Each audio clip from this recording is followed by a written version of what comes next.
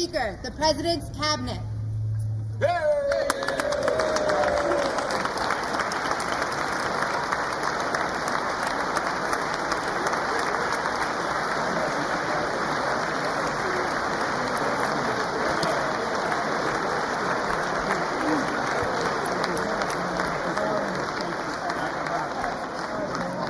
That's true. I should have done way better.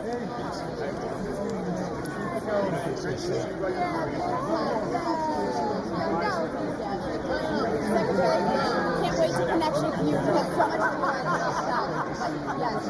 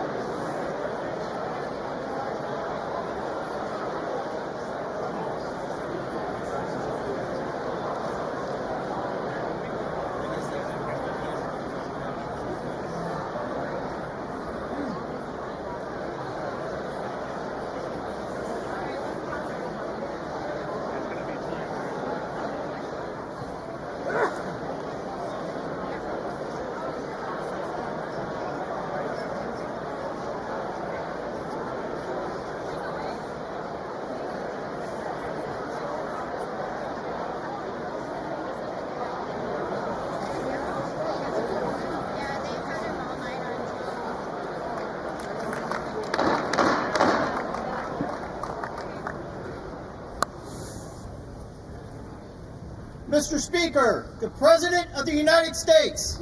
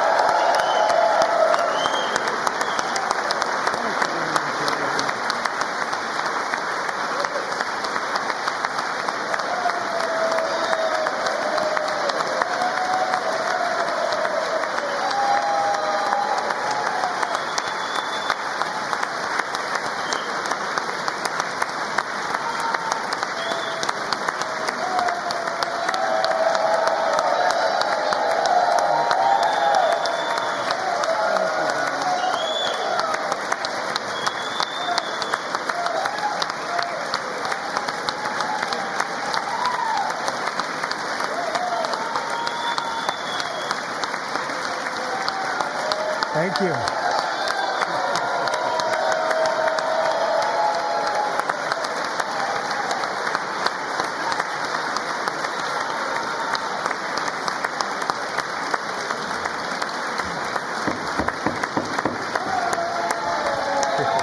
Thank you very much.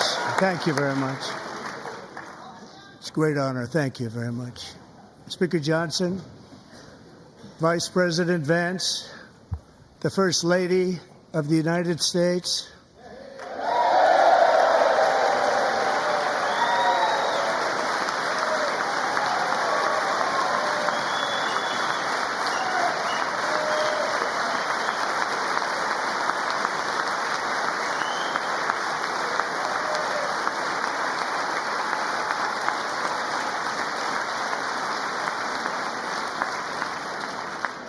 members of the United States Congress, thank you very much. And to my fellow citizens, America is back.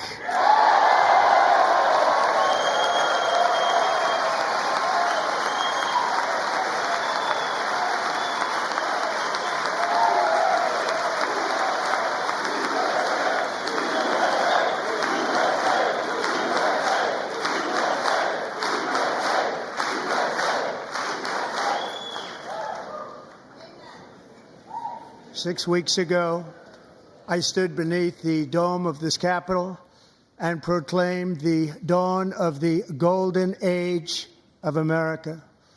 From that moment on, it has been nothing but swift and unrelenting action to usher in the greatest and most successful era in the history of our country. We have accomplished more in 43 days than most administrations accomplished in 4 years or 8 years, and we are just getting started.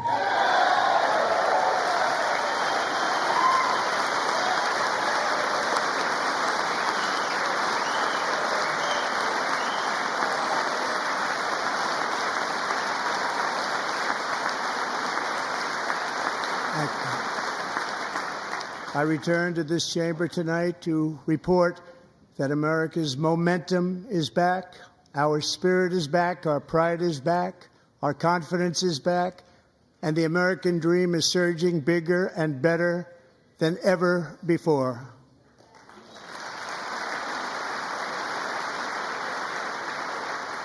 The American dream is unstoppable, and our country is on the verge of a comeback, the likes of which the world has never witnessed and perhaps will never witness again. There's never been anything like it. The presidential election of November 5th was a mandate like has not been seen in many decades. We won all 7 swing states, giving us an electoral college victory of 312 votes.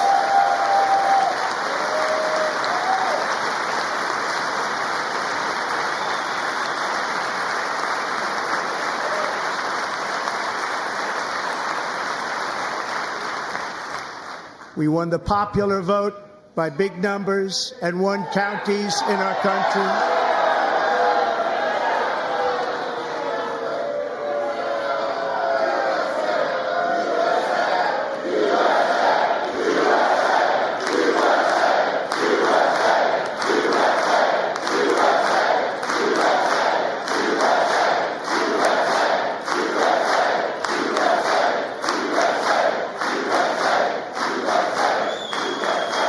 And won counties in our country, 2,700 to 525, on a map that reads almost completely red for Republican.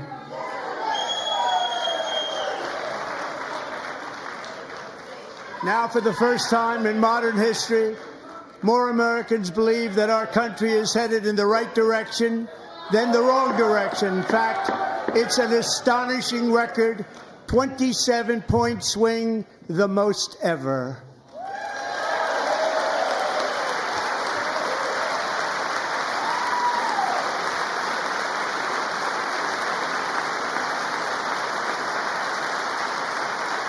Likewise, Small business optimism saw its single largest one-month gain ever recorded, a 41-point jump.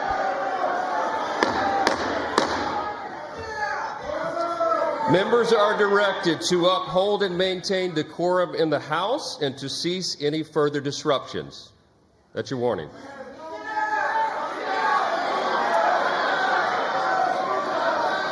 Members are engaging in willful and continuing breach of decorum, and the chair is prepared to direct the Sergeant-at-Arms to restore order to the joint session.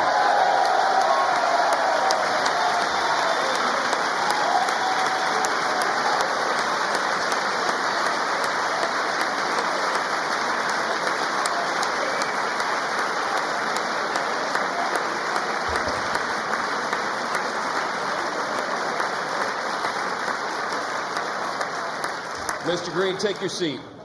Take your seat, sir. Take your seat. Finding that members continue to engage in willful and concerted disruption of proper decorum, the chair now directs the Sergeant-at-Arms to restore order. Remove this gentleman from the chamber.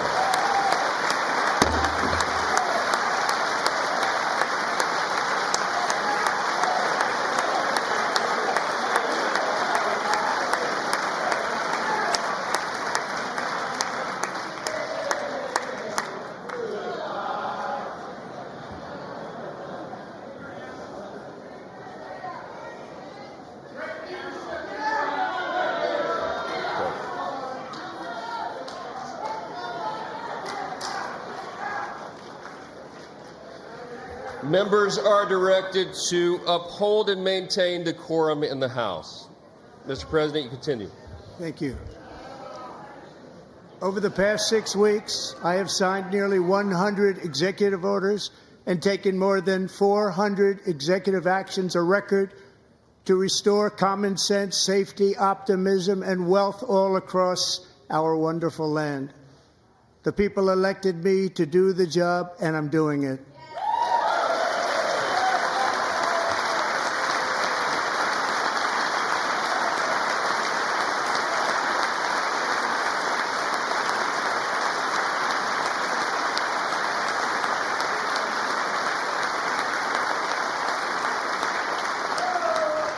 In fact, it has been stated by many that the first month of our presidency, it's our presidency, is the most successful in the history of our nation. By many.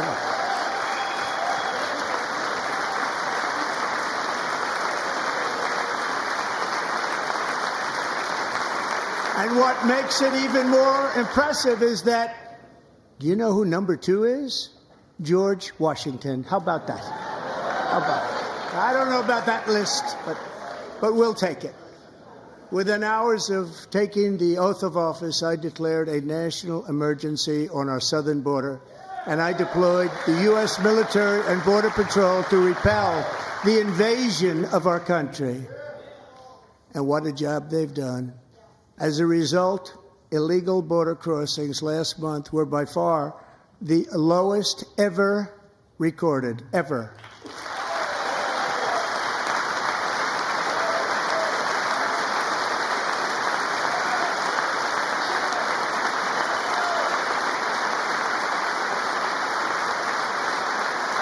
They heard my words and they chose not to come. Much easier that way.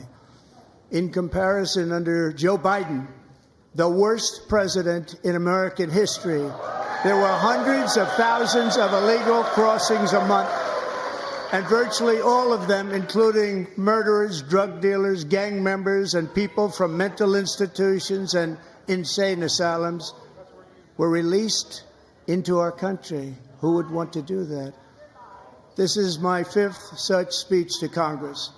And once again, I look at the Democrats in front of me, and I realize there is absolutely nothing I can say to make them happy or to make them stand or smile or applaud. Nothing I can do. I could find a cure to the most devastating disease, a disease that would wipe out entire nations, or announce the answers to the greatest economy in history or the stoppage of crime to the lowest levels ever recorded. And these people sitting right here will not clap, will not stand, and certainly will not cheer for these astronomical achievements. They won't do it, no matter what. Five times I've been up here. It's very sad, and it just shouldn't be this way.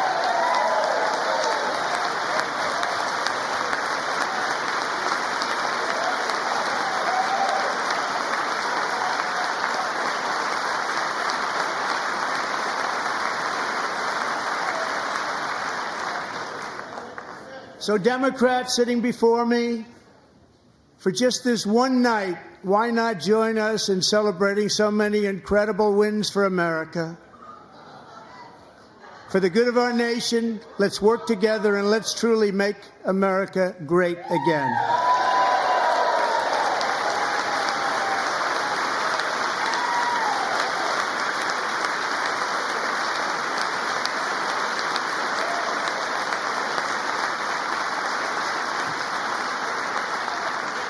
Every day, my administration is fighting to deliver the change America needs to bring a future that America deserves, and we're doing it. This is a time for big dreams and bold action. Upon taking office, I imposed an immediate freeze on all federal hiring, a freeze on all new federal regulations, and a freeze on all foreign aid.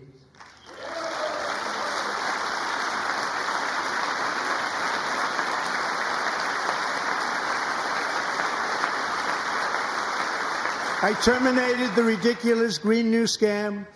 I withdrew from the unfair Paris Climate Accord, which was costing us trillions of dollars that other countries were not paying. I withdrew from the corrupt World Health Organization.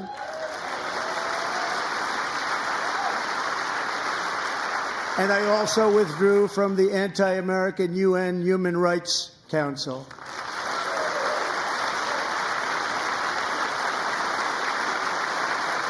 We ended all of Biden's environmental restrictions that were making our country far less safe and totally unaffordable. And importantly, we ended the last administration's insane electric vehicle mandate, saving our auto workers and companies from economic destruction.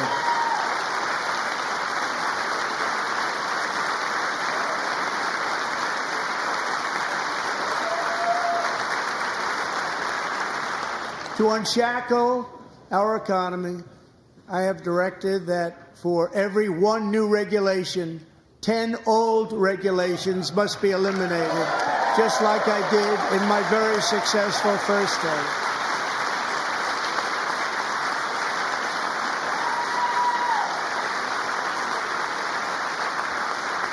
And in that first term, we set records on ending unnecessary rules and regulations like no other president had done before. We ordered all federal workers to return to the office.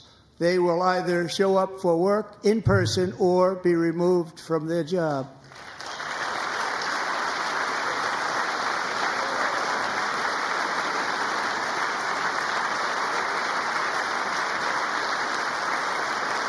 And we have ended weaponized government where, as an example, a sitting president is allowed to viciously prosecute his political opponent, like me. How did that work out? Not too good. Not too good.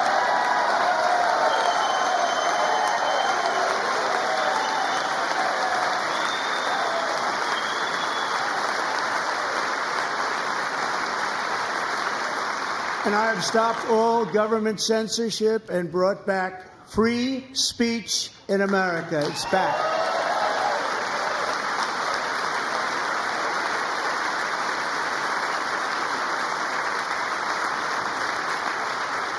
And 2 days ago, I signed an order making English the official language of the United States of America.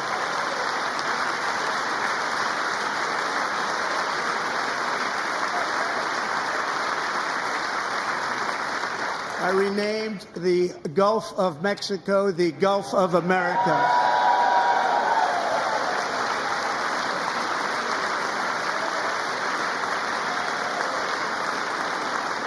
And likewise, I renamed, for a great president, William McKinley, Mount McKinley again. Beautiful Alaska. We love Alaska.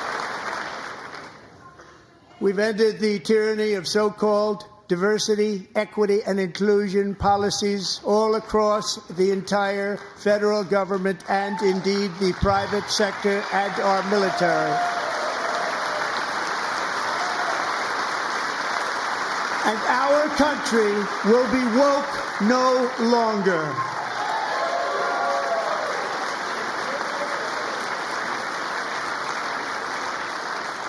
We believe that whether you are a doctor, an accountant, a lawyer, or an air traffic controller, you should be hired and promoted based on skill and competence, not race or gender.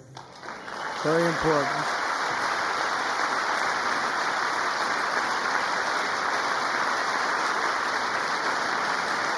You should be hired based on merit. And the Supreme Court, in a brave and very powerful decision, has allowed us to do so. Thank you. Thank you very much. Thank you. We have removed the poison of critical race theory from our public schools, and I signed an order making it the official policy of the United States government that there are only two genders, male and female.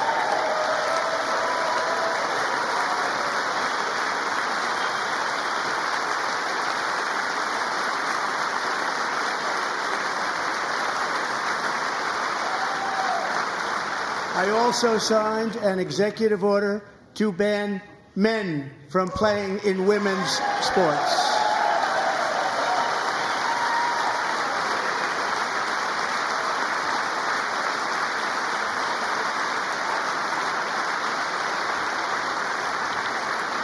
Three years ago, Peyton McNabb was an all-star high school athlete, one of the best, preparing for a future in college sports.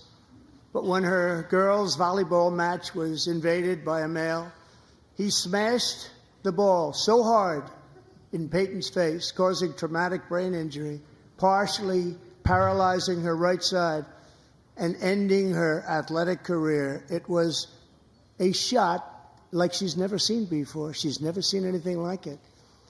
Peyton is here tonight in the gallery, and Peyton, from now on, schools will kick the men off the girls' team, or they will lose all federal funding.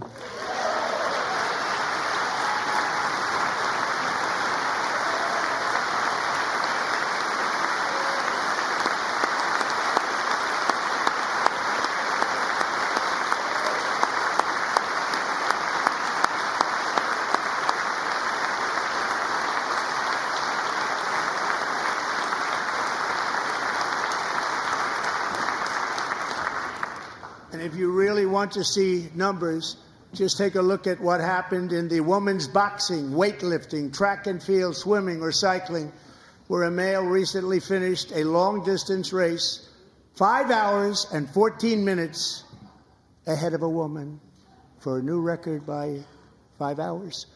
Broke the record by 5 hours.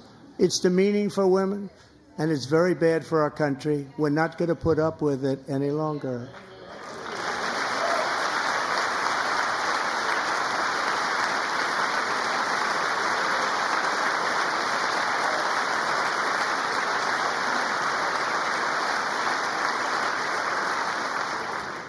What I have just described is only a small fraction of the common sense revolution that is now, because of us, sweeping the entire world.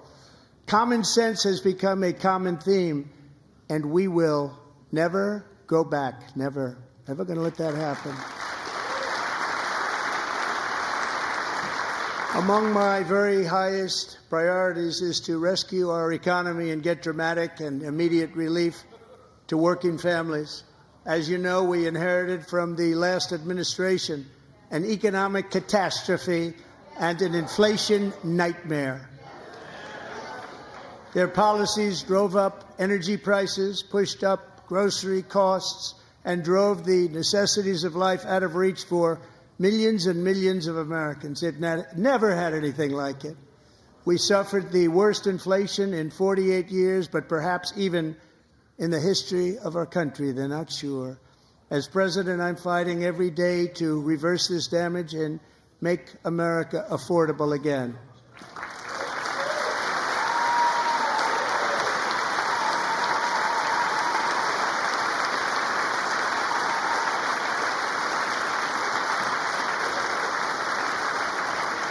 Joe Biden especially let the price of eggs get out of control. The egg price is out of control, and we're working hard to get it back down. Secretary, do a good job on that. You inherited a total mess from the previous administration. Do a good job.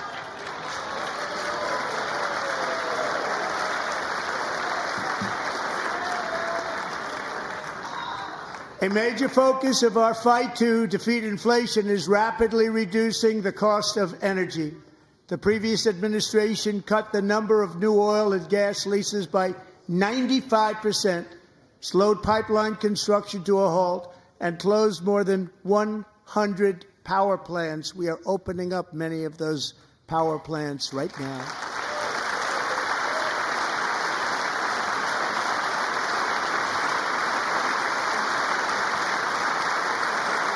And frankly, we have never seen anything like it. That's why on my first day in office, I declared a national energy emergency. As you've heard me say many times, we have more liquid gold under our feet than any nation on earth, and by far. And now I fully authorize the most talented team ever assembled to go and get it. It's called Drill, Baby, Drill.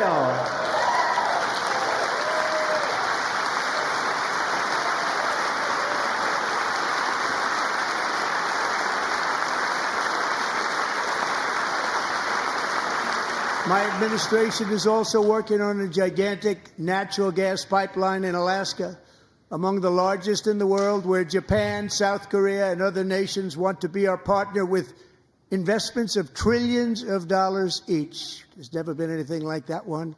It will be truly spectacular. It's all set to go. The permitting is gotten. And later this week, I will also take historic action to dramatically expand production of critical minerals and rare earths here in the USA.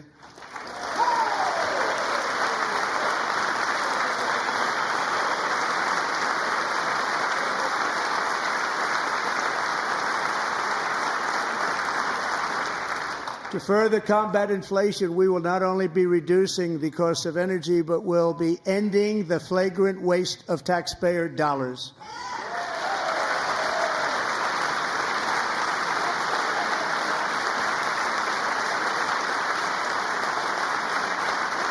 And to that end, I have created the brand new Department of Government Efficiency, GOES. Perhaps you've heard of it. Perhaps.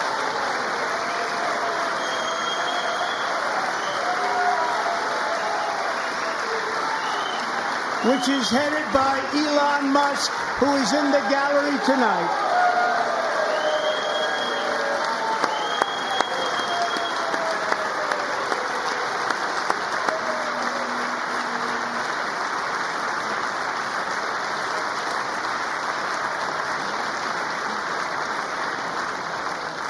Thank you, Elon. He's working very hard. He didn't need this. He didn't need this. Thank you very much. We appreciate it. Everybody here, even this side, appreciates it, I believe. They just don't want to admit that. Just listen to some of the appalling waste we have already identified. $22 billion from HHS to provide free housing and cars for illegal aliens.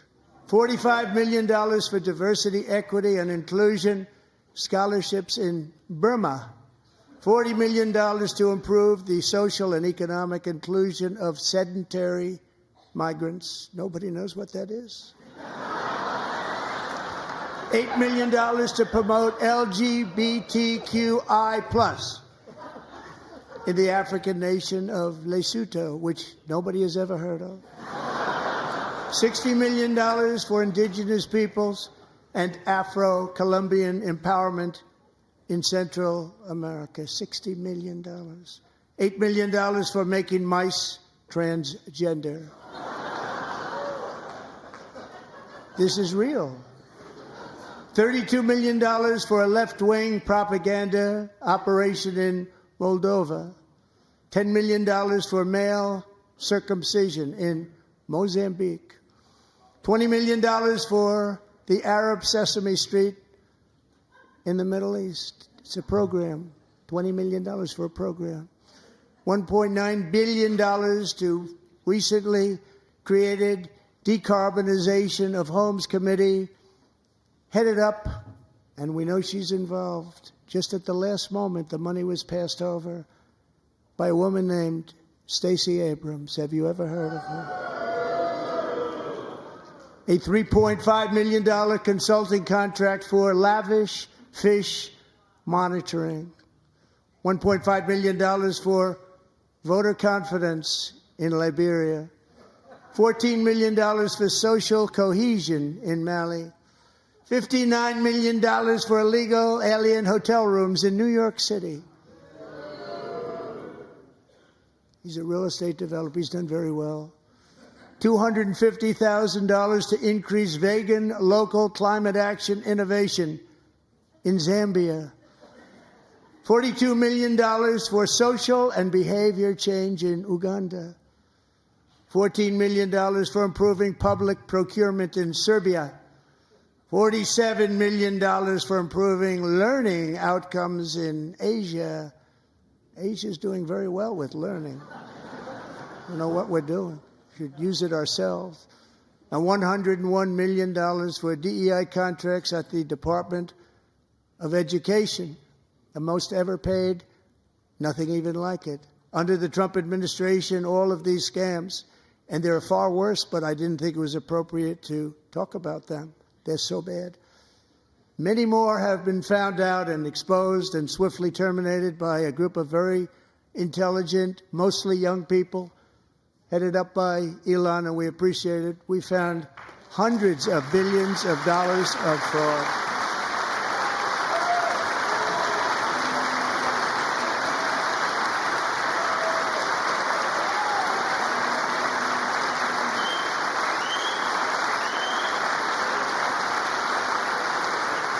And we've taken back the money and reduced our debt to fight inflation and other things. Taken back a lot of that money. We got it just in time. This is just the beginning. The Government Accountability Office, a federal government office, has estimated annual fraud of over $500 billion in our nation, and we are working very hard to stop it. We're going to. We're also identifying shocking levels of incompetence and probable fraud in the Social Security program for our seniors, and that our seniors and people that we love rely on. Believe it or not, government databases list 4.7 million Social Security members from people aged 100 to 109 years old.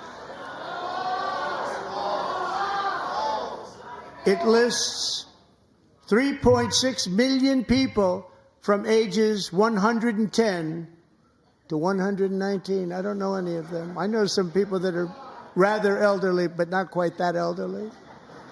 3.47 million people from ages 120 to 129.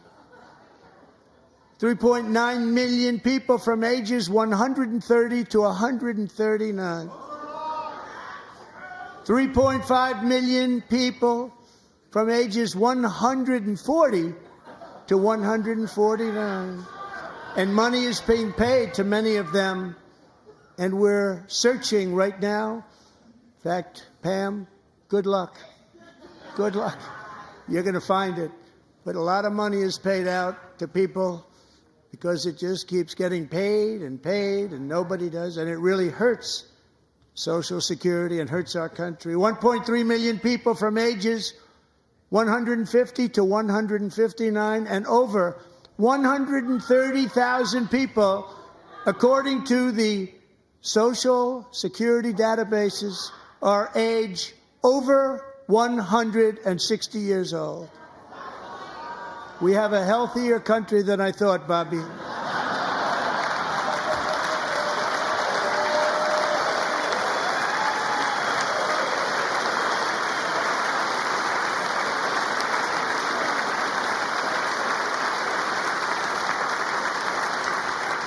Including, to finish, 1,039 people between the ages of 220 and 229, one person between the age of 240 and 249, and one person is listed at 360 years of age. More than 100 years older than our country. But we're going to find out where that money's going, and it's not going to be pretty. By slashing all of the fraud, waste, and theft we can find, we will defeat inflation, bring down mortgage rates, lower car payments and grocery prices, protect our seniors, and put more money in the pockets of American families.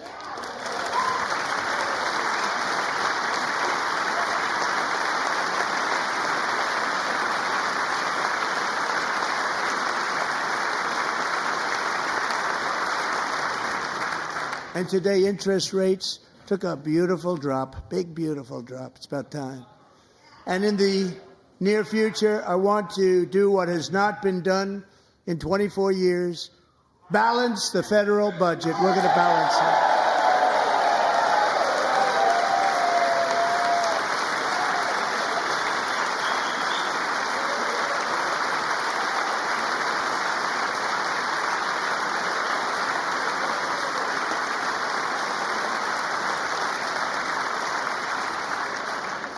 With that goal in mind, we have developed in great detail what we are calling the Gold Card, which goes on sale very, very soon. For $5 million, we will allow the most successful job-creating people from all over the world to buy a path to U.S. citizenship. It's like the green card, but better and more sophisticated. And these people will have to pay tax in our country. They won't have to pay tax from where they came.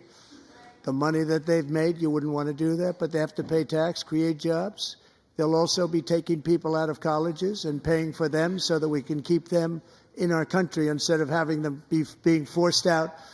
Number one, at the top school, as an example, being forced out and not being allowed to stay and create tremendous numbers of jobs and great success for a company out there. So while we take out the criminals, killers, traffickers, and child predators who are allowed to enter our country under the open border policy of these people, the Democrats, the Biden administration, the open border insane policies that you've allowed to destroy our country, we will now bring in brilliant, hardworking, job-creating people.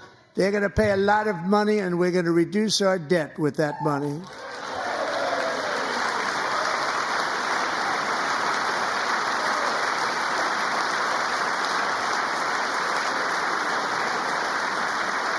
Americans have given us a mandate for bold and profound change. For nearly 100 years, the federal bureaucracy has grown until it has crushed our freedoms, ballooned our deficits, and held back America's potential in every possible way. The nation founded by pioneers and risk-takers now drowns under millions and millions of pages of regulations and debt. Approvals that should take 10 days to get instead take 10 years, 15 years, and even 20 years before you're rejected. Meanwhile, we have hundreds of thousands of federal workers who have not been showing up to work. My administration will reclaim power from this unaccountable bureaucracy, and we will restore true democracy to America again.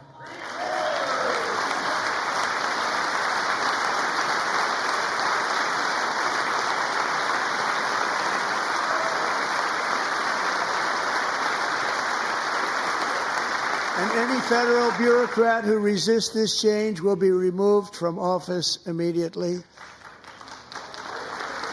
Because we are draining the swamp. It's very simple. And the days of rule by unelected bureaucrats are over.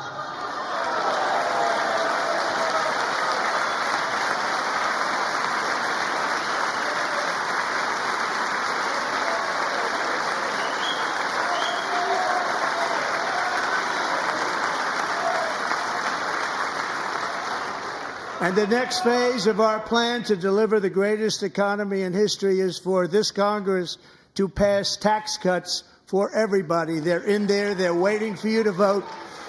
And I'm sure that the people on my right, I don't mean the Republican right, but my right here, I'm sure you're going to vote for those tax cuts, because otherwise I don't believe the people will ever vote you into office. So I'm doing you a big favor by telling you that. But I know this group is going to be voting for the tax.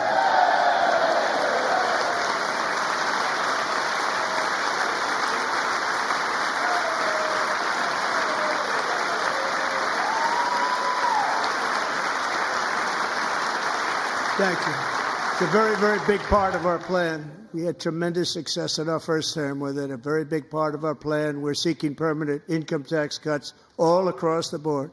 And to get urgently needed relief to Americans hit especially hard by inflation, I'm calling for no tax on tips, no tax on overtime, and no tax on Social Security benefits for our great seniors.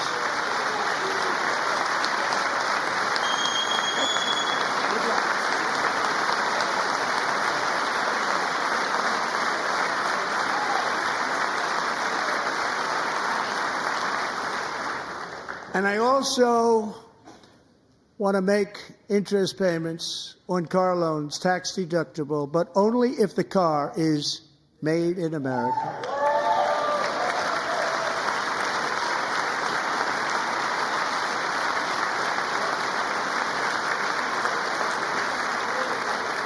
And by the way, we're going to have growth in the auto industry like nobody's ever seen. Plants are opening up all over the place. Deals are being made.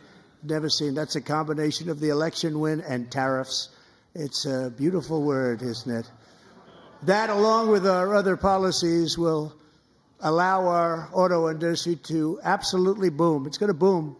Spoke to the majors today, all three, the top people, and they're so excited. In fact, already numerous car companies have announced that they will be building massive automobile plants in America, with Honda just announcing a new plant in Indiana, one of the largest anywhere in the world.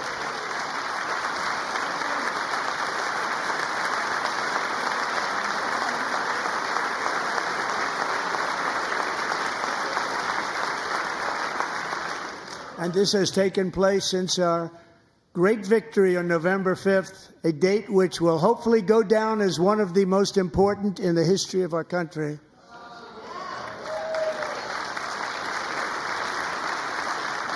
In addition, as part of our tax cuts, we want to cut taxes on domestic production and all manufacturing. And just as we did before, we will provide 100% expensing. It will be retroactive to January 20th, 2025. And it was one of the main reasons why our tax cuts were so successful in our first term, giving us the most successful economy in the history of our country. First term. We had a great first term.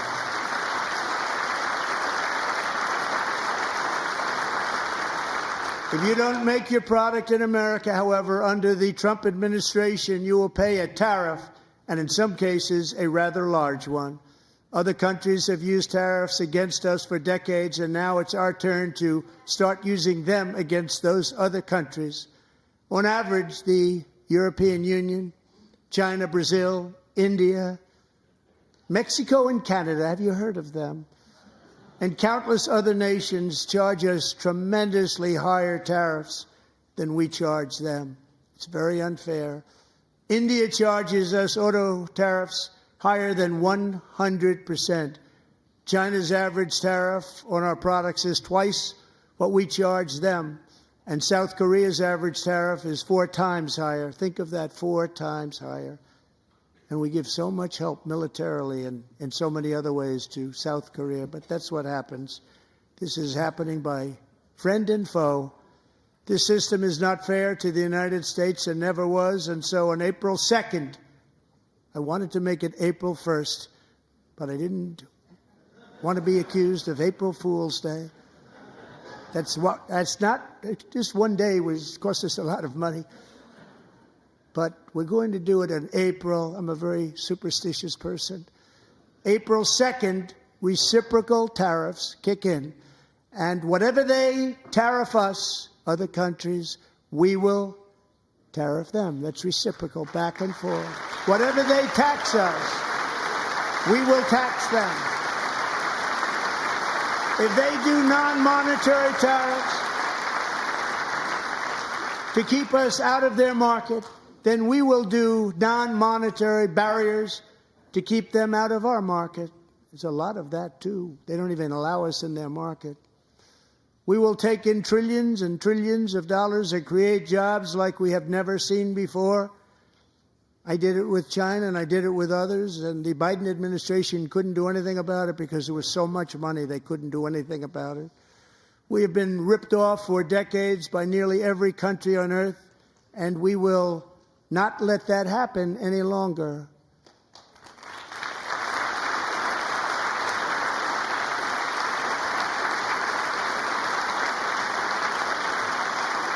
Much has been said over the last 3 months about Mexico and Canada, but we have very large deficits with both of them. But even more importantly, they've allowed fentanyl to come into our country at levels never seen before, killing hundreds of thousands of our citizens and many very young, beautiful people, destroying families. Nobody's ever seen anything like it. They are, in effect, receiving subsidies of hundreds of billions of dollars. We pay subsidies to Canada and to Mexico of hundreds of billions of dollars, and the United States will not be doing that any longer. We're not going to do it any longer.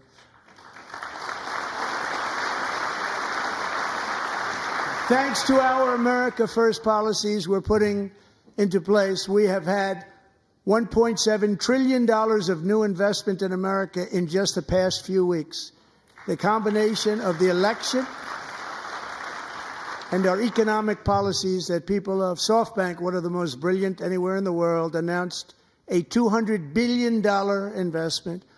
OpenAI and Oracle, Larry Ellison, announced $500 billion investment, which they wouldn't have done if Kamala had won.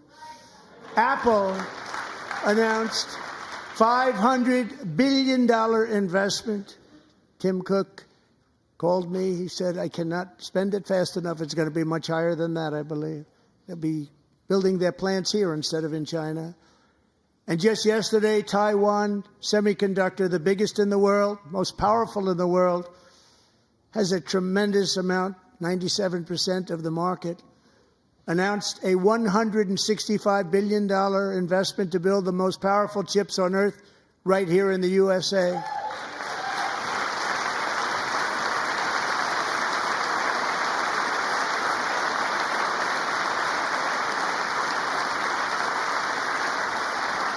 And we're not giving them any money. Your CHIPS Act is a horrible, horrible thing. We give hundreds of billions of dollars, and it doesn't mean a thing. They take our money and they don't spend it. All that meant to them, we're giving them no money. All that was important to them was they didn't want to pay the tariffs, so they came and they're building, and many other companies are coming. We don't have to give them money. We just want to protect our businesses and our people. And they will come because they won't have to pay tariffs if they build in America. So it's very amazing. You should get rid of the CHIP Act, and whatever's left over, Mr. Speaker, you should use it to reduce debt or any other reason.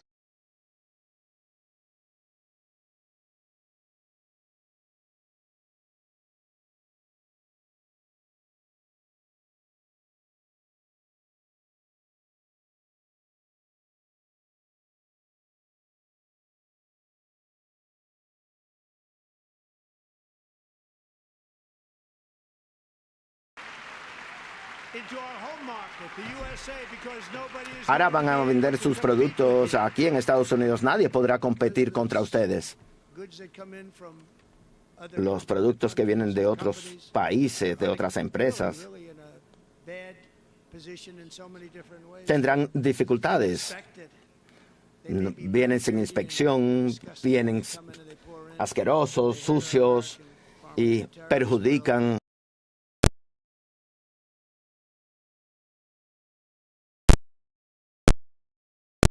An adjustment period. We had that before when I made the deal with China, $50 billion of purchases, and I said, just bear with me, and they did. They did. Probably have to bear with me again, and this will be even better. That was great. The problem with it was that Biden didn't enforce it. He didn't enforce it. $50 billion of purchases, and we were doing great, but Biden did not enforce it, and it hurt our farmers, but our farmers are going to have a field day right now. So to our farmers, have a lot of fun. I love you too. I love you too. It's all going to happen.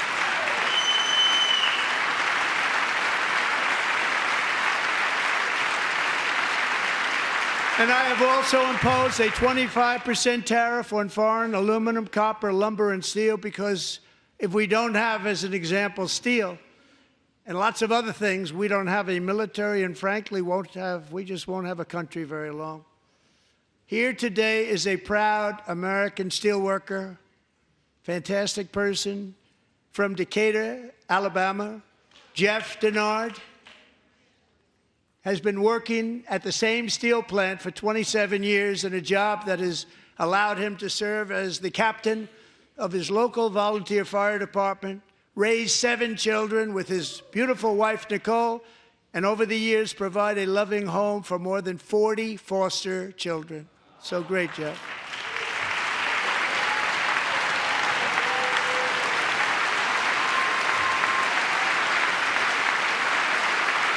Thank you, Jeff.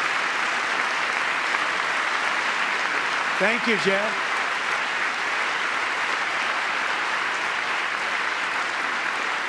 Stories like Jeff's remind us that tariffs are not just about protecting American jobs. They're about protecting the soul of our country. Tariffs are about making America rich again and making America great again, and it's happening, and it will happen rather quickly. There'll be a little disturbance, but we're okay with that. It won't be much. No, you're not. Oh. And look where Biden took us, very low, the lowest we've ever been. Jeff, I want to thank you very much. And I also want to recognize another person who has devoted herself to foster care community. She works so hard on it. A very loving person, our magnificent First Lady of the United States.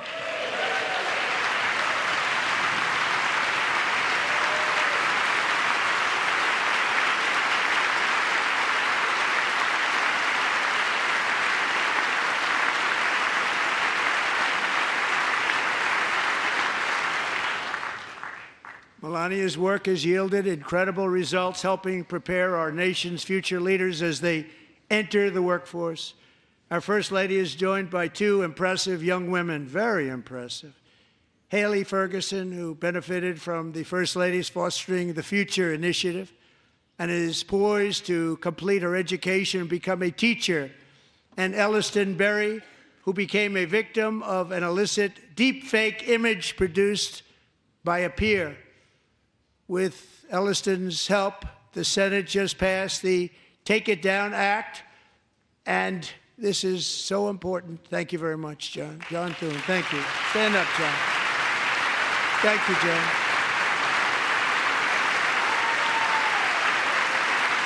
Thank you all very much.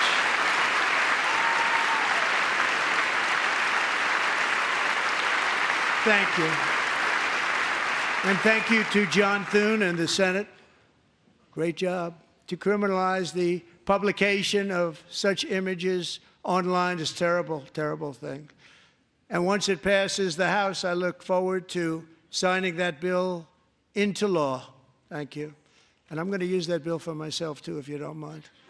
Because nobody gets treated worse than I do online. Nobody. That's great. Thank you very much to the Senate. Thank you. But if we truly care about protecting Americans' children, no step is more crucial than securing America's borders. Over the past 4 years, 21 million people poured into the United States. Many of them were murderers, human traffickers, gang members, and other criminals from the streets of dangerous cities all throughout the world. Because of Joe Biden's insane and very dangerous open border policies, they are now strongly embedded in our country, but we are getting them out and getting them out fast.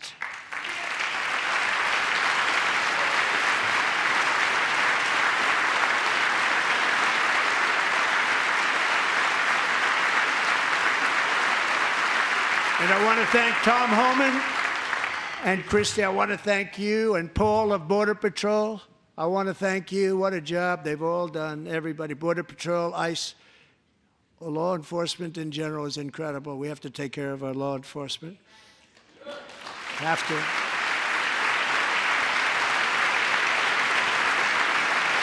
Last year,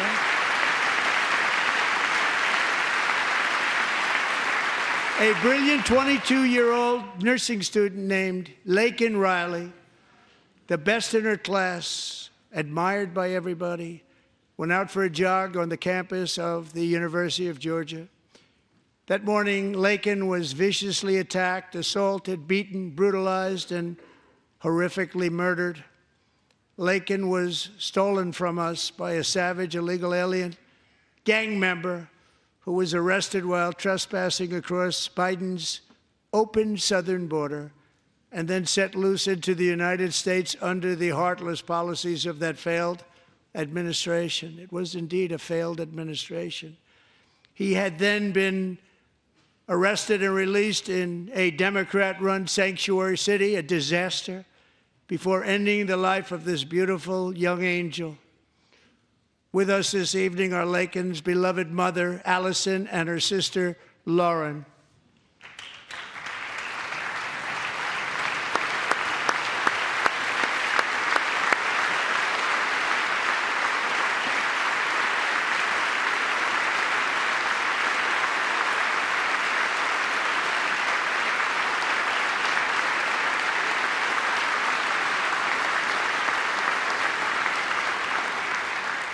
Last year, I told Laken's grieving parents that we would ensure their daughter would not have died in vain. That's why the very first bill I signed into law as your 47th president mandates the detention of all dangerous criminal aliens who threaten public safety. It's a very strong, powerful act.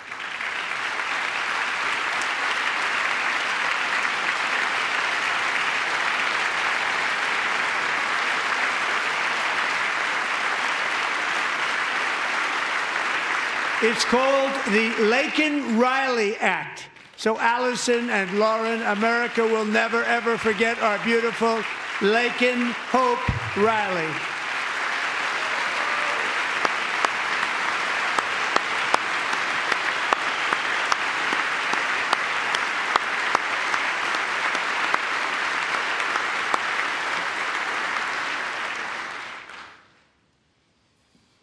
Thank you very much. Since taking office, my administration has launched the most sweeping border and immigration crackdown in American history, and we quickly achieved the lowest numbers of illegal border crossers ever recorded. Thank you.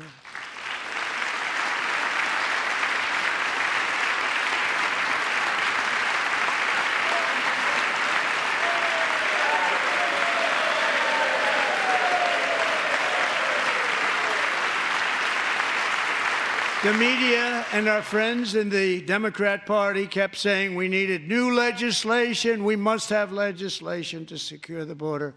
But it turned out that all we really needed was a new president.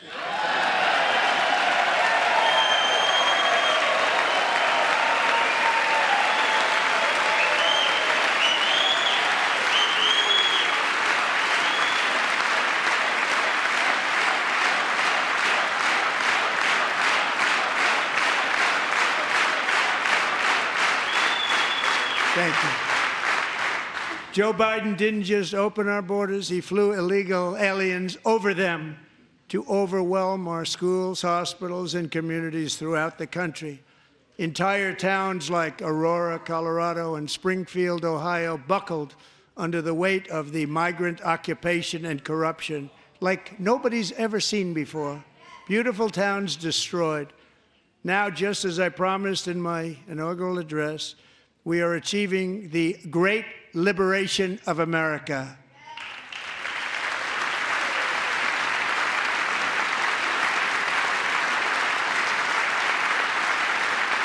But there still is much work to be done. Here tonight is a woman I have gotten to know, Alexis Nungari from Houston.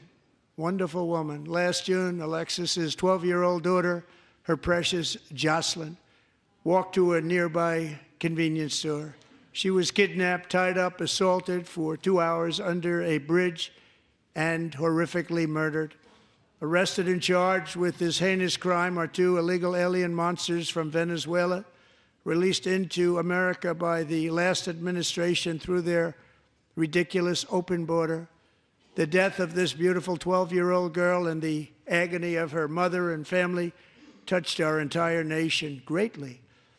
Alexis, I promised that we would always remember your daughter, your magnificent daughter, and earlier tonight, I signed an order keeping my word to you. One thing I have learned about Jocelyn is that she loved animals so much. She loved nature. Across Galveston Bay, from where Jocelyn lived in Houston, you will find a magnificent national wildlife refuge, a pristine, peaceful, 34,000-acre sanctuary for all of God's creatures on the edge of the Gulf of America. Alexis, moments ago, I formally renamed that refuge in loving memory of your beautiful daughter, Jocelyn. So, Mr. Vice President, if you would, may I have the order?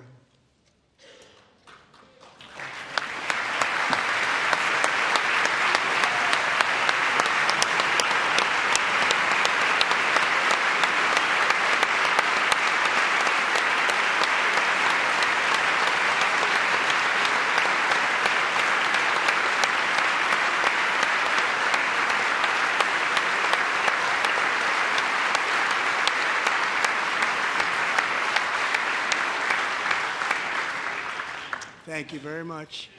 All 3 savages charged with Jocelyn and Lakin's murders were members of the Venezuelan prison gang, the toughest gang, they say, in the world, known as Tren de Aragua. 2 weeks ago, I officially designated this gang, along with MS-13 and the bloodthirsty Mexican drug cartels, as foreign terrorist organizations.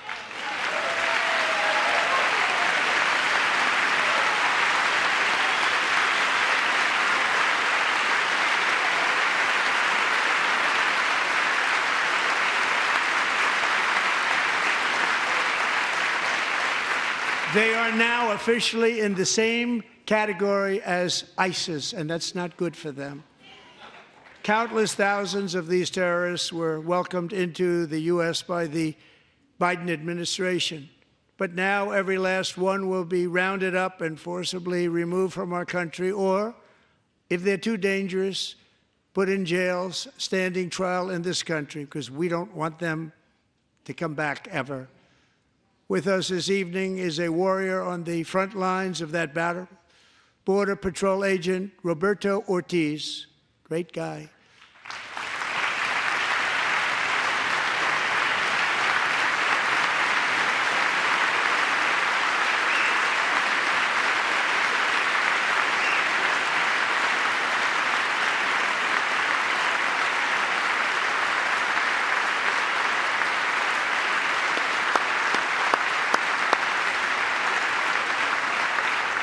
In January, Roberto and another agent were patrolling by the Rio Grande near an area known as Cartel Island. Doesn't sound too nice to me. When heavily armed gunmen started shooting at them. Roberto saw that his partner was totally exposed, at great danger, and he leapt into action, returning fire and providing crucial seconds for his fellow agent to seek safety, just barely. I have some of the prints of that event, and it was not good. Agent Ortiz, we salute you for your great courage and for your line of fire that you took and for the bravery that you showed. We honor you, and we will always honor you. Thank you, Roberto, very much.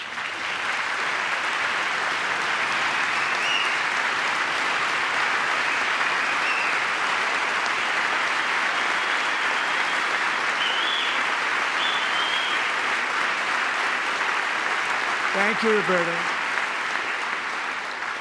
And I actually got to know him on my many calls to the border.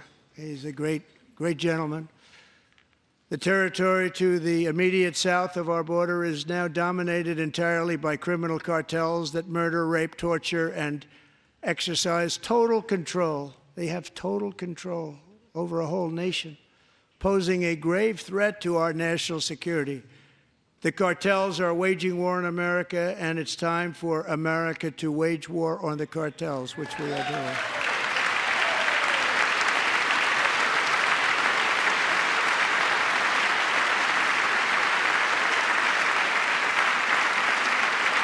Five nights ago, Mexican authorities, because of our tariff policies being imposed on them, think of this, handed over to us 29 of the biggest cartel leaders in their country. That has never happened before. They want to make us happy.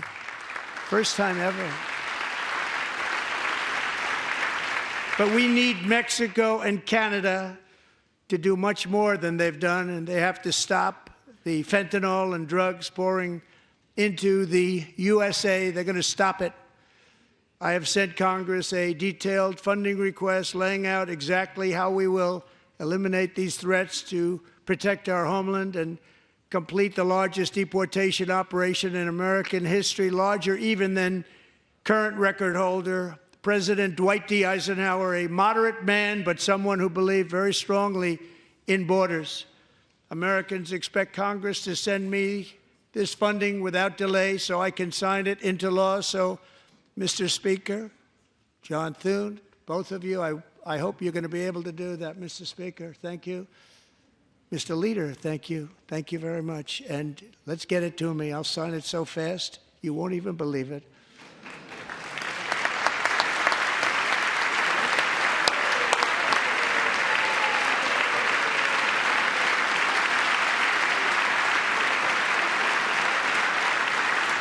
And as we reclaim our sovereignty, we must also bring back law and order to our cities and towns.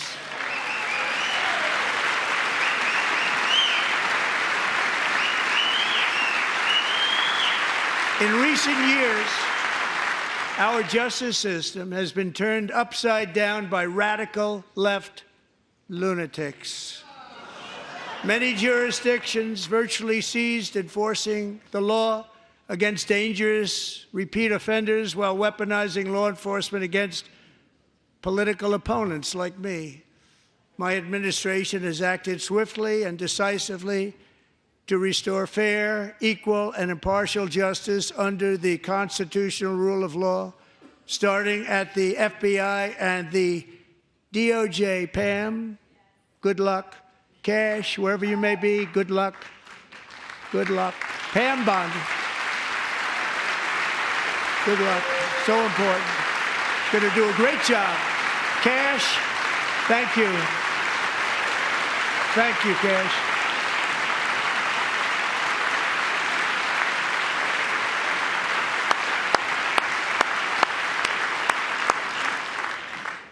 They've already started very strong. They're going to do a fantastic job. You're going to be very proud of them.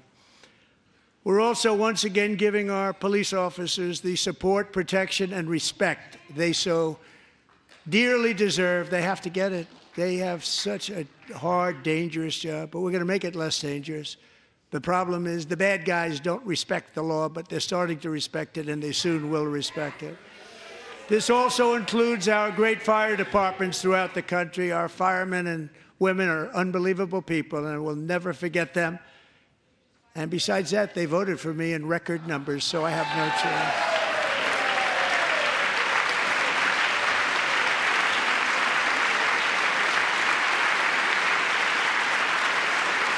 1 year ago this month, 31-year-old New York police officer Jonathan Diller, unbelievably wonderful person and a great officer, was gunned down at a traffic stop on Long Island. I went to his funeral. The vicious criminal charged with his murder had 21 prior arrests, and they were rough arrests, too. He was a real bad one. The thug in the seat next to him had 14 prior arrests and went by the name of Killer. He was Killer. He killed other people, they say, a lot of them. I attended Officer Diller's service, and when I met his wife and one-year-old son, Ryan, it was very inspirational, actually. His widow's name is Stephanie, and she is here tonight. Stephanie, thank you very much, Stephanie. Thank you very much.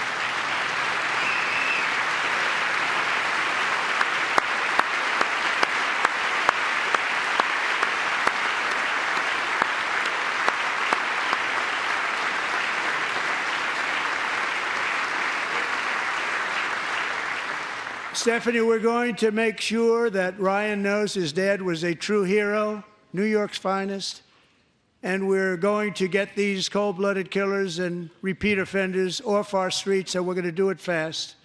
Got to stop it. They get out with 28 arrests. They push people into subway trains. They hit people over the head, back of the head with baseball bats. We got to get them out of here. I've already signed an executive order requiring a mandatory death penalty for anyone who murders a police officer, and tonight I'm asking Congress to pass that policy into permanent law.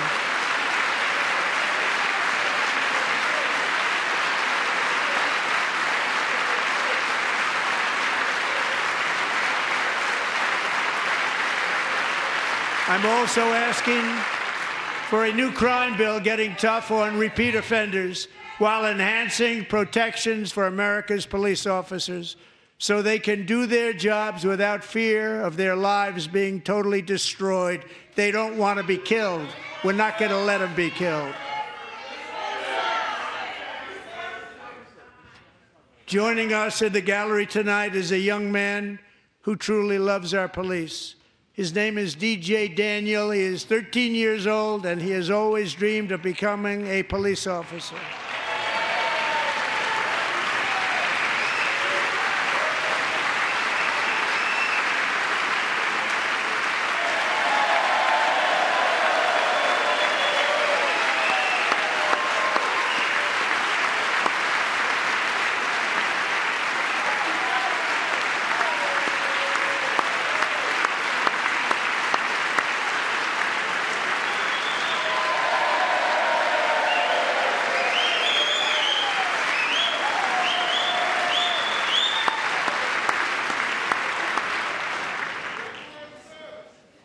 But in 2018, DJ was diagnosed with brain cancer.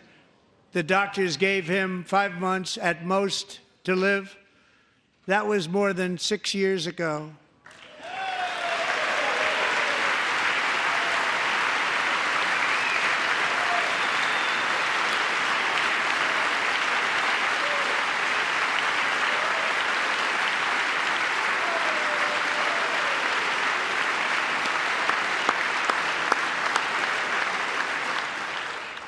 Since that time, DJ and his dad have been on a quest to make his dream come true, and DJ has been sworn in as an honorary law enforcement officer, actually a number of times. The police love him, the police departments love him. And tonight, DJ, we're going to do you the biggest honor of them all. I am asking our new Secret Service Director, Sean Curran, to officially make you an agent of the United States Secret Service.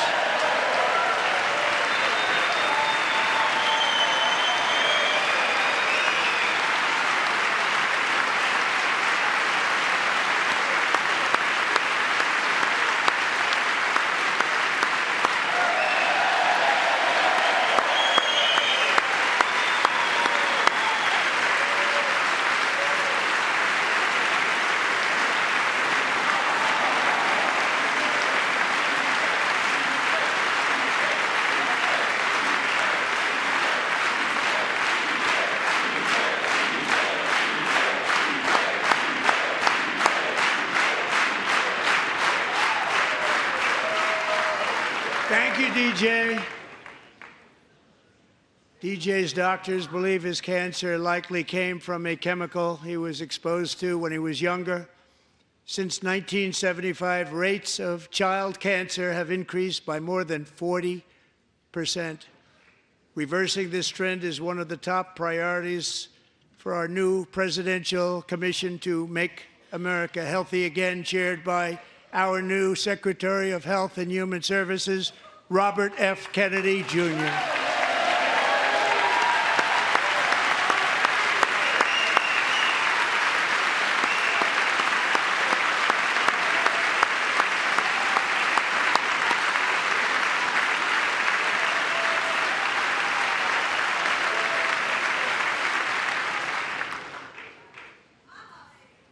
With the name Kennedy, you would have thought everybody over here would have been cheering. How quickly they forget. Our goal is to get toxins out of our environment, poisons out of our food supply, and keep our children healthy and strong. As an example, not long ago, and you can't even believe these numbers, 1 in 10,000 children had autism, 1 in 10,000. And now it's 1 in 36. There's something wrong, 1 in 36. Think of that. So we're going to find out what it is, and there's nobody better than Bobby and all of the people that are working with you. You have the best to figure out what is going on. Okay, Bobby, good luck. It's a very important job. Thank you. Good job.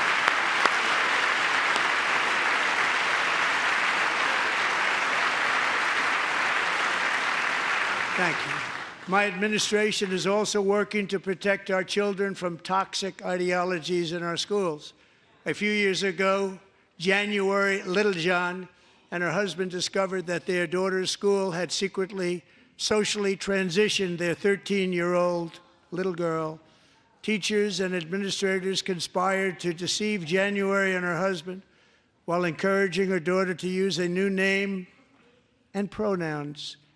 They, them pronoun, actually, all without telling January, who is here tonight and is now a courageous advocate against this form of child abuse. January, thank you. Thank you. Thank you very much.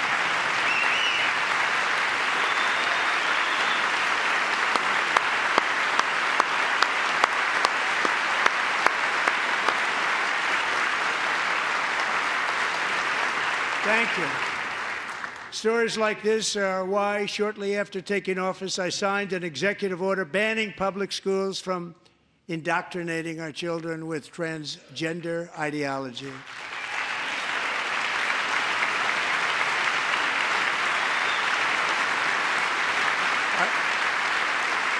I also signed an order to cut off all taxpayer funding to any institution that engages in the sexual mutilation of our youth.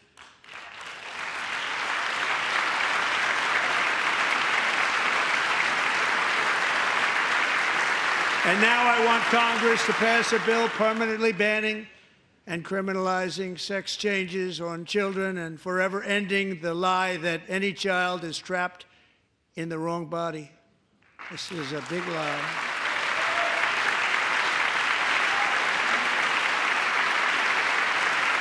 And our message to every child in America is that you are perfect exactly the way God made you.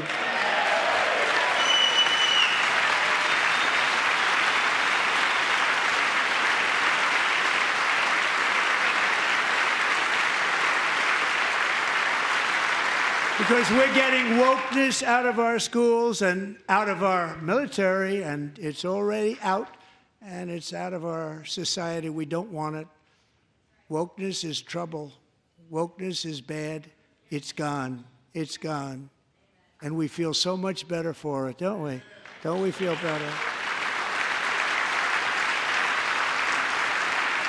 Our service members won't be activists and ideologues. They will be fighters and warriors. They will fight for our country. And Pete, congratulations. Secretary of Defense, congratulations.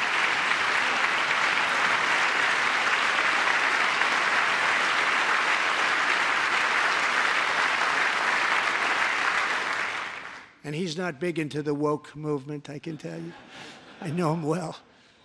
I am pleased to report that in January, the U.S. Army had its single best recruiting month in 15 years, and that all armed services are having among the best recruiting results ever in the history of our services. What a difference.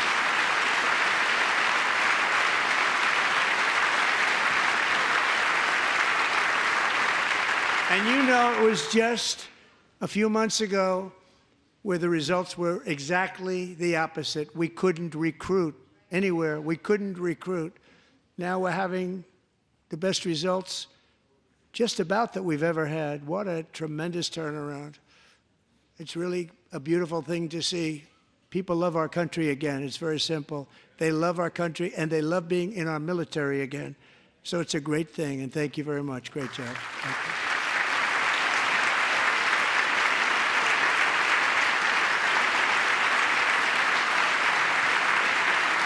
We're joined tonight by a young man, Jason Hartley, who knows the weight of that call of duty. Jason's father, grandfather, and great-grandfather all wore the uniform. Jason tragically lost his dad, who was also a Los Angeles County Sheriff's deputy when he was just a boy, and now he wants to carry on the family legacy of service. Jason is a senior in high school, a six-letter varsity athlete, a really good athlete, they say, a brilliant student with a 4.46, that's good, GPA. And his greatest dream is to attend the U.S. Military Academy at West Point.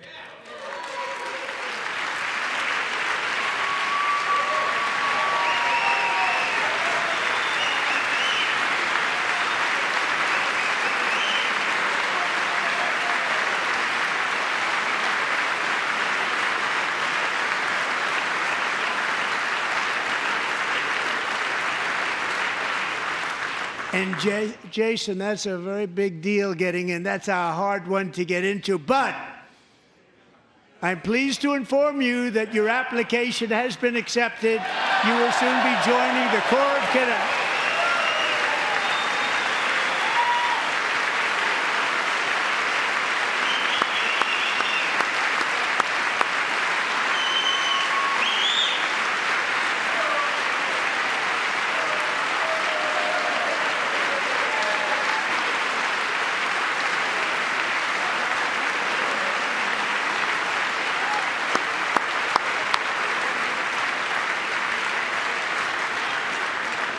Thank you.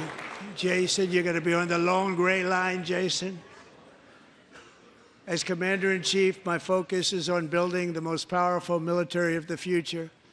As a first step, I'm asking Congress to fund a state-of-the-art Golden Dome missile defense shield to protect our homeland, all made in the USA.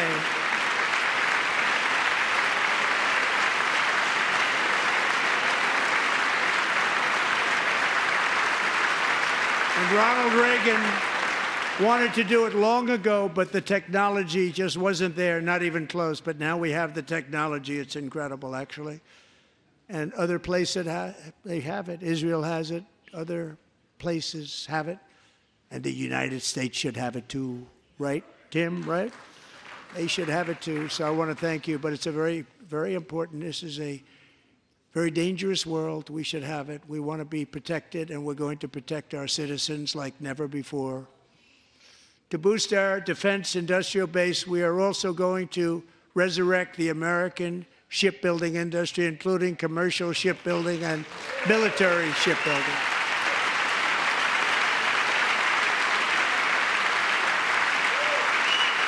And for that purpose, I am announcing tonight that we will create a new Office of Shipbuilding in the White House and offer special tax incentives to bring this industry home to America where it belongs. We used to make so many ships. We don't make them anymore very much, but we're going to make them very fast, very soon.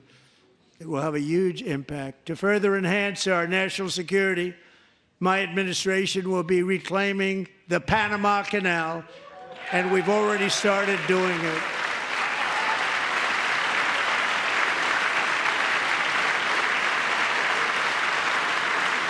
Just today, a large American company announced they are buying both ports around the Panama Canal and lots of other things having to do with the Panama Canal and a couple of other canals.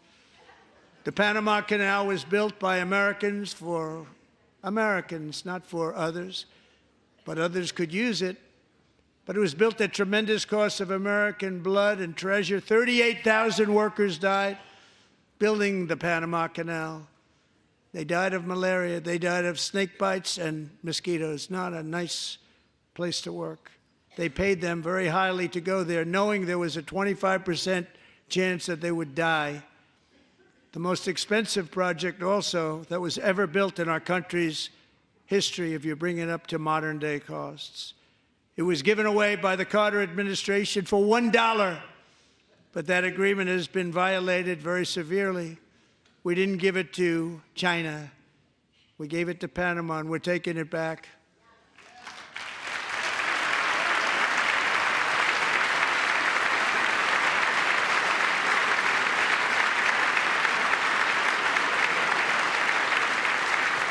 And we have Marco Rubio in charge. Good luck, Marco. Now, we know who to blame if anything goes wrong. Marco's been amazing, and he's going to do a great job. Think of it. He got 100 votes. You know, he was approved with actually 99, but the 100th was this gentleman, and I feel very certain. So let's assume he got 100 votes. And I'm either very, very happy about that or I'm very concerned about it. But he's already proven. I mean, he's a great gentleman. He's respected by everybody, and we appreciate you voting for Marco. He's going to do a fantastic job. Thank you. Thank you. He's doing a great job. Great job. And I also have a message tonight for the incredible people of Greenland. We strongly support your right to determine your own future. And if you choose, we welcome you into the United States of America. We need Greenland for national security and even international security, and we're working with everybody involved to try and get it. But we need it really for international world security, and I think we're going to get it. One way or the other, we're going to get it. We will keep you safe. We will make you rich, and together we will take Greenland to heights like you have never thought possible before. It's a very small population, but very, very large piece of land and very, very important for military security. America is once again standing strong against the forces of radical Islamic terrorism. 3.5 years ago, ISIS terrorists killed 13 American service members and countless others in the Abbey Gate bombing during the disastrous and incompetent withdrawal from Afghanistan. Not that they were withdrawing, it was the way they withdrew. Perhaps the most embarrassing moment in the history of our country. Tonight, I am pleased to announce that we have just apprehended the top terrorist responsible for that atrocity, and he is right now on his way here to face the swift sword of American justice.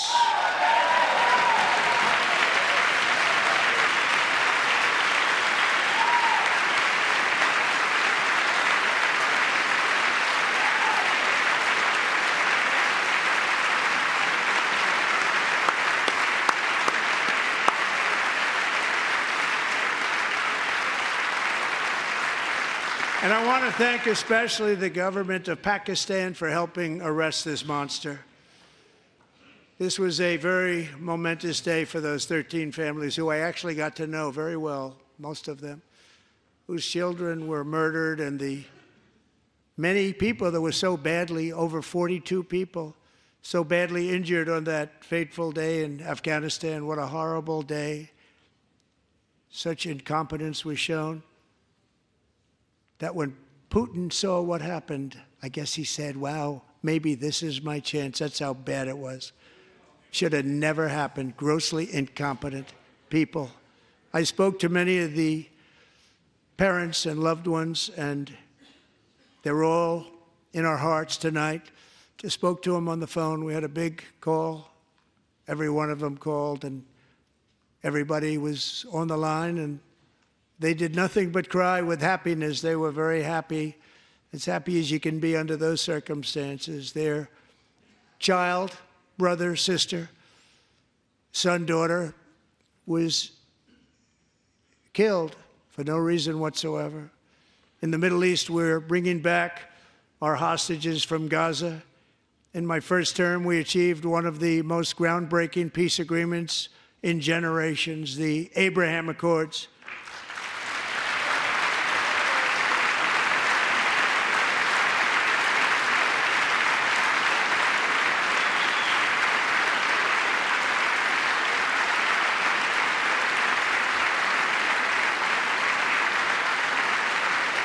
And now we're going to build on that foundation to create a more peaceful and prosperous future for the entire region. A lot of things are happening in the Middle East. People have been talking about that so much lately with everything going on with Ukraine and Russia. But a lot of things are happening in the Middle East. It's a rough neighborhood, actually. I'm also working tirelessly to end the savage conflict in Ukraine. Millions of Ukrainians and Russians have been needlessly killed or wounded in this horrific and brutal conflict with no end in sight. The United States has sent hundreds of billions of dollars to support Ukraine's defense with no security, with no anything.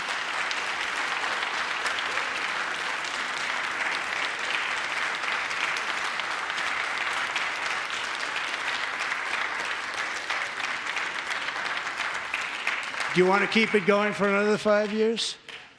Yeah, you would say Pocahontas says yes.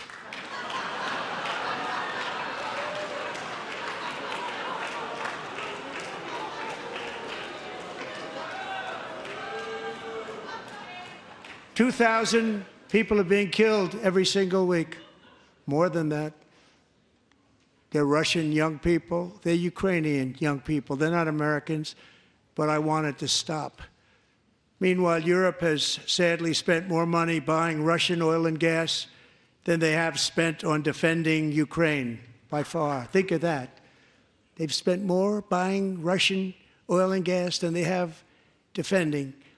And we've spent perhaps $350 billion, like taking candy from a baby. That's what happened. And they've spent $100 billion. What a difference that is. And we have an ocean separating us, and they don't. But we're getting along very well with them, and lots of good things are happening. Biden has authorized more money in this fight than Europe has spent by billions and billions of dollars. It's hard to believe that they wouldn't have stopped it and said, at some point, come on, let's equalize. You got to be equal to us. But that didn't happen. Earlier today, I received an important letter from President Zelensky of Ukraine.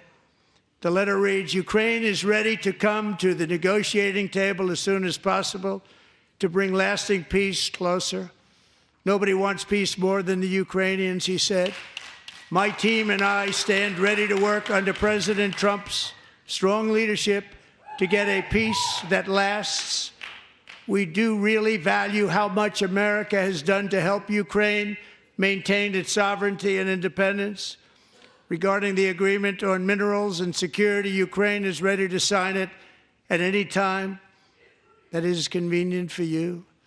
I appreciate that he sent this letter, just got it a little while ago. Simultaneously, we've had serious discussions with Russia and have received strong signals that they are ready for peace. Wouldn't that be beautiful? Wouldn't that be beautiful?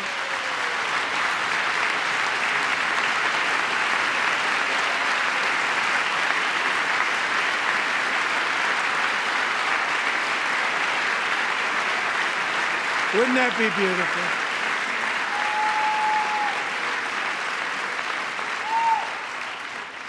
It's time to stop this madness. It's time to halt the killing. It's time to end this senseless war.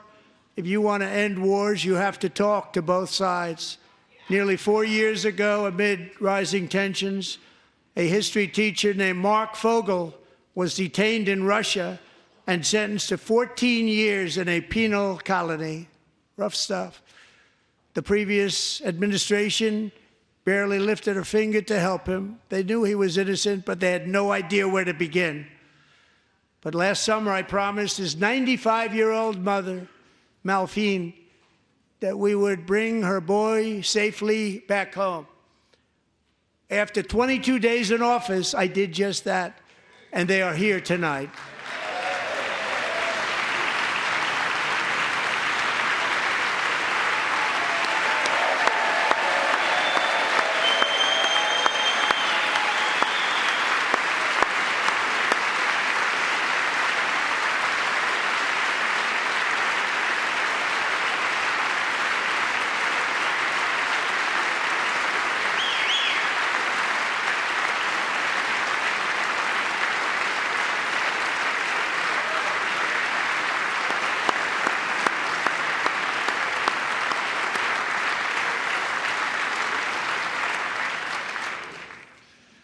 To Mark and his great mom, we are delighted to have you safe and sound and with us.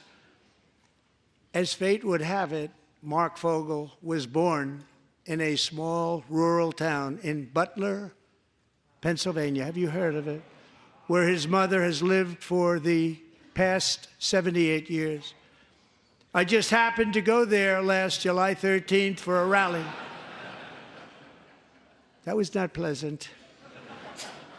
And that is where I met his beautiful mom right before I walked onto that stage. And I told her I would not forget what she said about her son. And I never did I? Never forgot.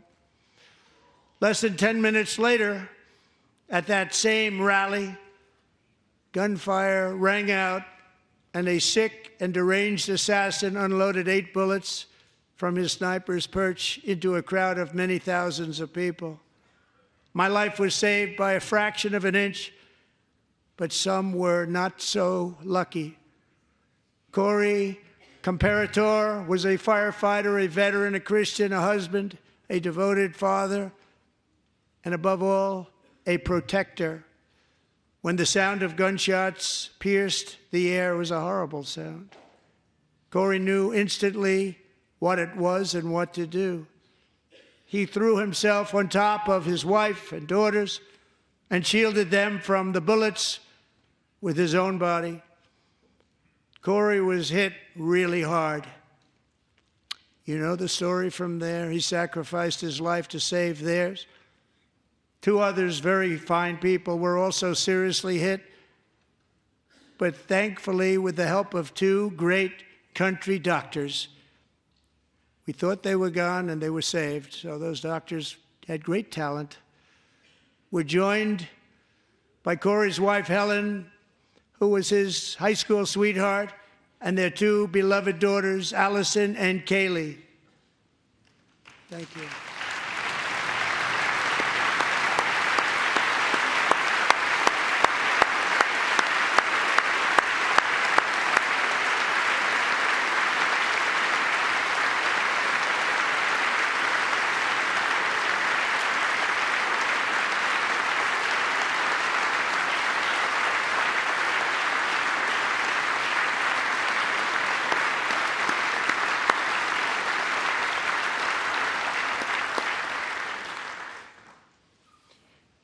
To Helen, Allison, and Kaylee, Corey is looking down on his 3 beautiful ladies right now, and he is cheering you on. He loves you.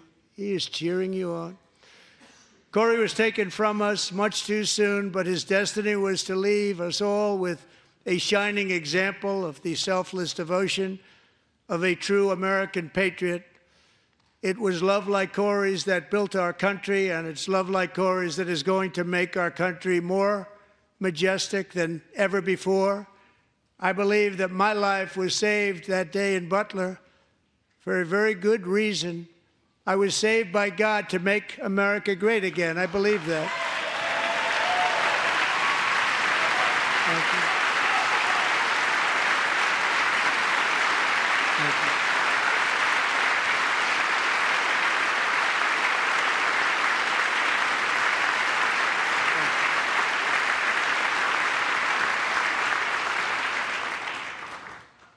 Thank Thank you very much. From the patriots of Lexington and Concord to the heroes of Gettysburg and Normandy, from the warriors who crossed the Delaware to the trailblazers who climbed the Rockies, and from the legends who soared at Kitty Hawk to the astronauts who touched the moon, Americans have always been the people who defied all odds, transcended all dangers, made the most extraordinary sacrifices, and did whatever it took to defend our children, our country, and our freedom.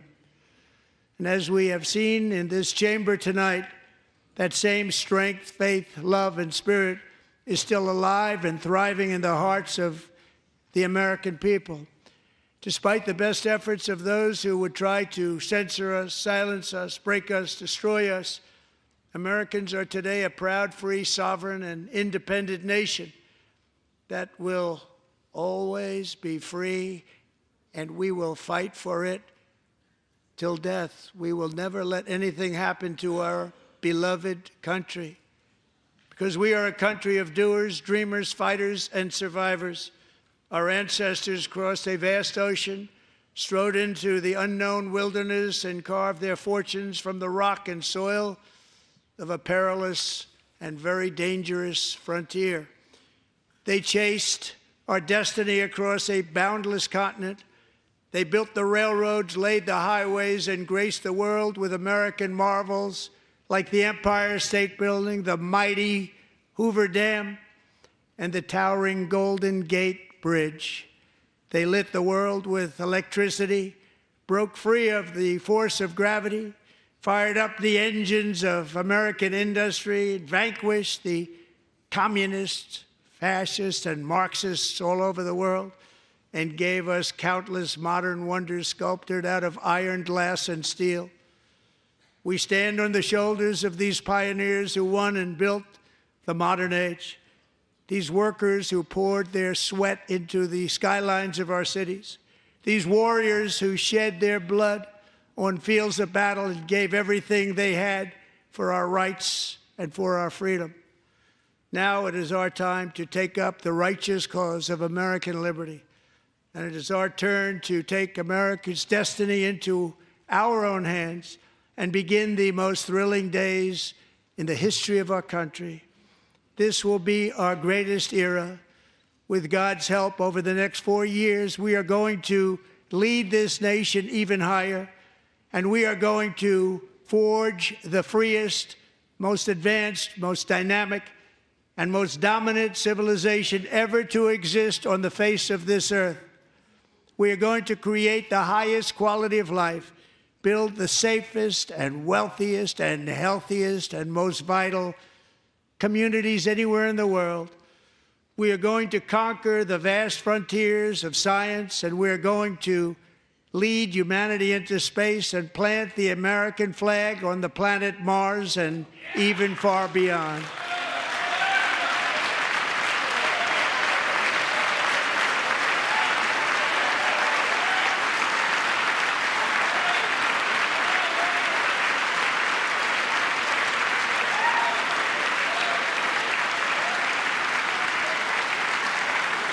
And through it all, we are going to rediscover the unstoppable power of the American spirit. And we are going to renew unlimited promise of the American dream. Every single day, we will stand up and we will fight, fight, fight for the country our citizens believe in and for the country our people deserve.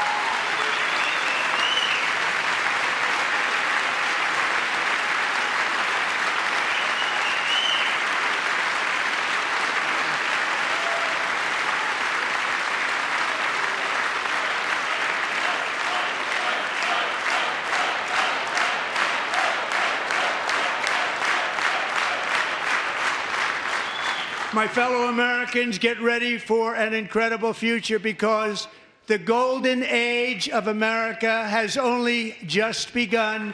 It will be like nothing that has ever been seen before. Thank you, God bless you, and God bless America.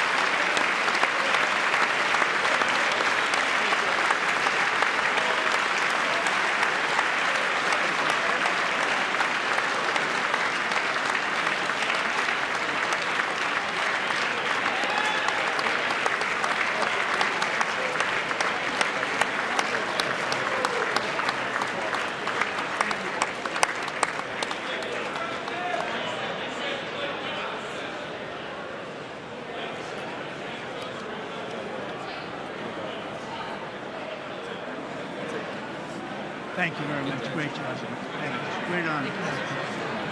Thank you. Thank you. Get this place going, all right? Thank you, sir. Thank you very much. Great honor. Thank you. Thank you, Mr. President. Thank you very much.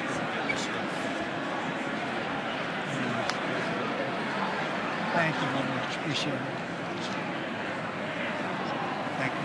See you soon. Teaching young people from all over America. Well, I'm trying to. Great guy. Thank you. That's your favorite. Thank you. Thank you. Thank you very much. Appreciate it. Howard. Thank you again. Thank you again. Won't forget. So good. Yeah, it's good. So good, sir. Thank you. Thank you. Terrific, Mr. Really terrific. Really outstanding. Thanks.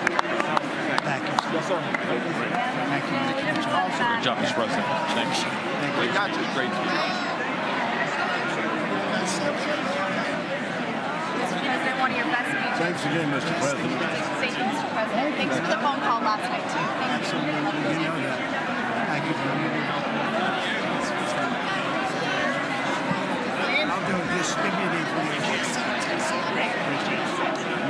I'm not going to get it. Sorry. Thank you, everybody. Great speeches. Great speech. Best speech ever. Yes. Good. Congratulations. Good job. Can you sign President? President Roger Williams, thanks for the call. I love Roger Williams. Thank you. You don't have to introduce yourself. Thank you, sir. Mr. President. I know you better than you do, Roger. Thank you so much.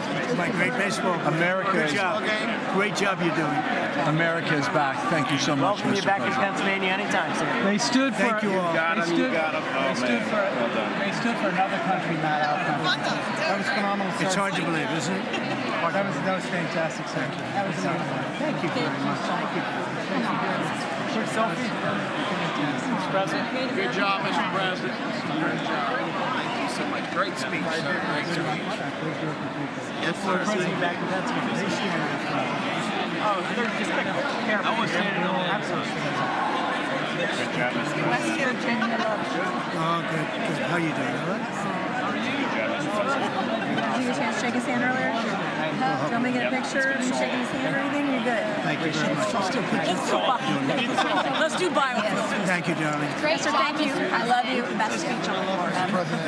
Yeah, it was so good. Thank you So very good. much. Hey, you rocked it, Mr. President. We're with you, 100%. Crush. Thank you. Really good. It was awesome. Congratulations. President. Best speech ever. Thank you. Mr. President, that was a great speech. That was awesome. God bless you. It was. Thank you. Great job. Let's go. Get down to that. You get down. Good luck. Yes, sir. Thank you. It's so great. Thank you, everybody. Good job. Thank you for mentioning God needs to help us. Thank you, Mr. It's President. true. Mr. President. Thank you. Thank you. Great speech. Great speech. Thanks for taking my call. Good luck. Yeah. My man. Thank you for standing You strong. really triggered those people. Tremendous, Mr. President. Thank Somebody you. did. Thank you so much. Thanks for the beneficial ownership ban this week. That was Oh, a good yeah. one. Thanks for mentioning farmers. Well, we love our farmers. Thank you, man. Thank you, Mr. President. You earned this night. Thank you very much. Appreciate it. Worked hard. Thank you, man. Proud of you. Thank you, Mr. President. Thank you so much. Thank you. Great again, brother. Thank you. You endorsed me. I'm here for you. I did indeed. You better believe it. Very well I done, did a good sir. endorsement. President, home run. Thank you very much. job. Killed it. Thank you, Mr. President. Thank you, everybody. You did great. Thank you. Good job. Thank you. Great to see you. Slam dunk. You're doing good. Thank you, sir. You did amazing, per usual. Thank you. I'll see you. Thank you. Yes, sir. Thank you. Go cheese. Thank you. Love you, Mr. President. Yes. Thank you, everybody. Look at this beautiful New congressman from Eastern Washington. We've never met. Oh, Michael that's Baumgartner. good. I was one of Mike Leach's best friends. Oh, He that's thinks good. very highly Mike of you. was, he was terrific. Tremendous. He was a great guy. Great What a speech. Great speech. Thank you. Thank you very much. Smith, you did a great job. Yeah, thank you. Home run, Mr. President. Home run. That was a good game. President, good to see you, sir. Appreciate it. Good job. Thank you very much. Looking good. Look at him. I need to talk to you about some buildings, some public buildings. You let me know. I will. Thank you, sir. Mr. President.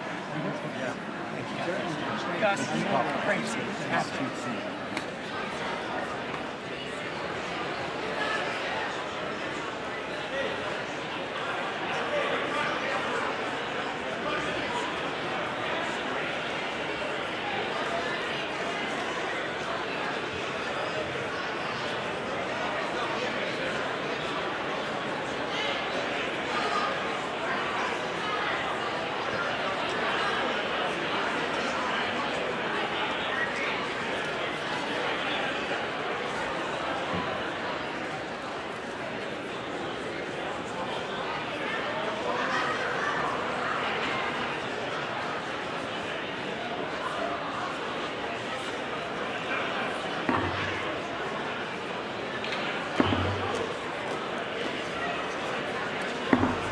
The House will be in order.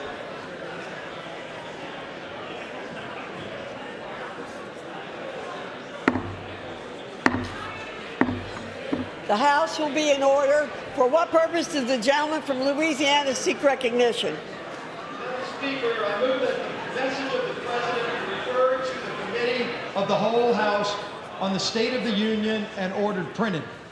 Without objection.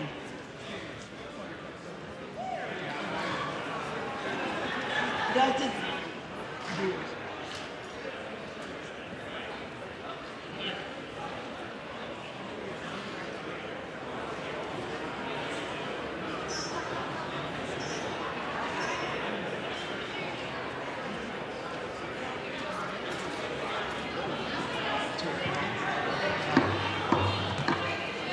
does the gentleman from Louisiana have a motion?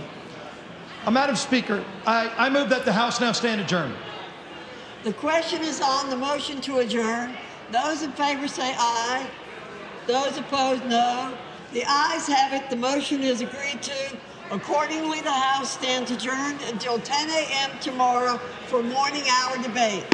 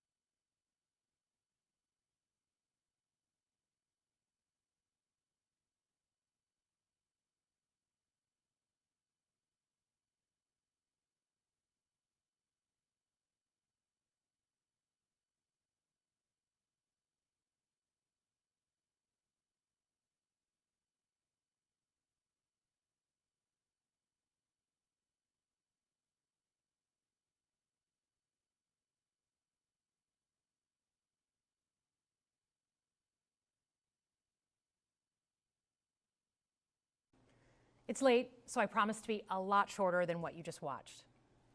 I won't take it personally if you've never heard of me. I'm the new senator from the great state of Michigan, where I grew up.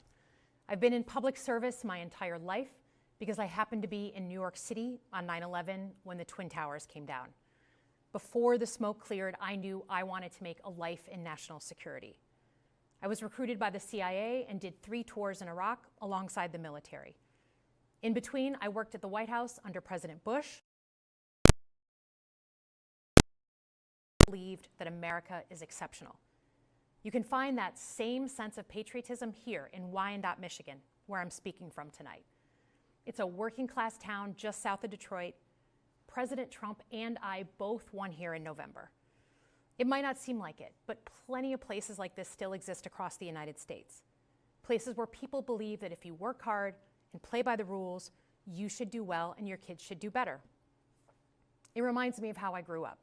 My dad was a lifelong Republican, my mom a lifelong Democrat. But it was never a big deal because we had shared values that were bigger than any one party. We just went through another fraught election season. Americans made it clear that prices are too high and that the government needs to be more responsive to their needs. America wants change, but there's a responsible way to make change and a reckless way. And we can make that change without forgetting who we are as a country and as a democracy.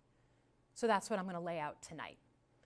Because whether you're from Wyandotte or Wichita, most Americans share 3 core beliefs: that the middle class is the engine of our country, that strong national security protects us from harm, and that our democracy, no matter how messy, is unparalleled and worth fighting for. Let's start with the economy. Michigan literally invented the middle class, the revolutionary idea that you could work at an auto plant and afford the car you were building. That's the American dream. And in order to expand and protect the middle class, we have to do a few basic things. We need to bring down the price of things we spend the most money on: groceries, housing, healthcare. We need to make more things in America with good-paying union jobs and bring our supply chains back home from places like China. We need to give American businesses the certainty they need to invest and create the jobs of the future. And we need a tax system that's fair for people who don't happen to make $1 billion. Look, the president talked a big game on the economy, but it's always important to read the fine print. So, do his plans actually help Americans get ahead? Not even close. President Trump is trying to deliver an unprecedented giveaway to his billionaire friends. He's on the hunt to find trillions of dollars to pass along to the wealthiest in America.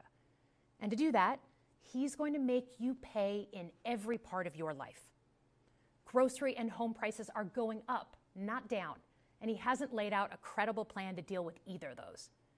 His tariffs on allies like Canada will raise prices on energy, lumber, and cars, and start a trade war that will hurt manufacturing and farmers. Your premiums and prescriptions will cost more because the math on his proposals doesn't work without going after your health care. Meanwhile, for those keeping score, the national debt is going up, not down. And if he's not careful, he could walk us right into a recession. And one more thing. In order to pay for his plan, he could very well come after your retirement, the Social Security, Medicare, and VA benefits you worked your whole life to earn. The president claims he won't, but Elon Musk just called Social Security the biggest Ponzi scheme of all time. While we're on the subject of Elon Musk, is there anyone in America who is comfortable with him and his gang of 20-year-olds using their own computer servers to poke through your tax returns, your health information, and your bank accounts? No oversight, no protections against cyber attack, no guardrails on what they do with your private data. We need a more efficient government. You want to cut waste? I'll help you do it. But change doesn't need to be chaotic or make us less safe. The mindless firing of people who work to protect our nuclear weapons, keep our planes from crashing, and conduct the research that finds the cure for cancer, only to rehire them 2 days later? No CEO in America could do that without being summarily fired. Okay, so we've talked about economic security.